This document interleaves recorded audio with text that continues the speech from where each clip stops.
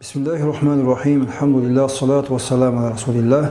Merimdүү, ырайымдуу Allah Taala чексиз мактоолор болсун. Сөйүктүү пайгамбарыбыз Muhammed sallallahu aleyhi ve sellemге саламдар жана салаваттар болсун.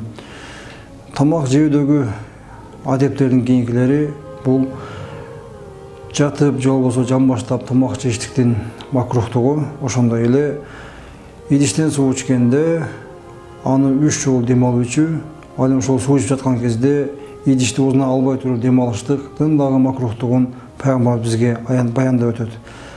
Пайгамбар хадисте айтат: "Ана ла акулу муттакиян." Мен жамбаштап жатып алып тамак жебейм. Ошондой эле башка хадисте, Анас риваят кылган хадисте пайгамбар саллаллаху алейхи ва саллям идиштен суу ичкенде 3 жолу дем алып иччиле. Ал эми дем алганда сууну идишти оозуна алып туруп анан дем алыңыз.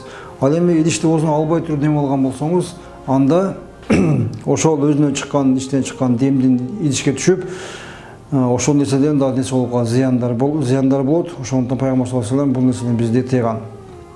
Дагы башка хадисте айтат: пайгамбарыбыз суу ичкен, пайгамбарыбыз бизди 3 жолу суу ичүүгө буйруп, жана ошол ичип жаткан идишке оозуна албай туруп ошо дем алыштыдан бизди тыйган. Дагы башка хадисте пайгамбарыбыз айтып жатат: идиштен 3 жолу суу ичкенде 3 жолу дем алып ичкиле, жана бизди пайгамбарыбыз идишти оозуна албай туруп дем алгандыктан тосуп жатат.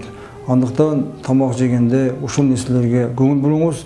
Бул нерселер бизге сооп да болот, жана бир жактан пайгамбардын сүннөтүн аткарып жатабыз. Ошондой сүннөткө баш ийген пенделерден болуубузду Аллах Таалам баарыбызга насип этсин. Алхамдулиллахи роббил аламин.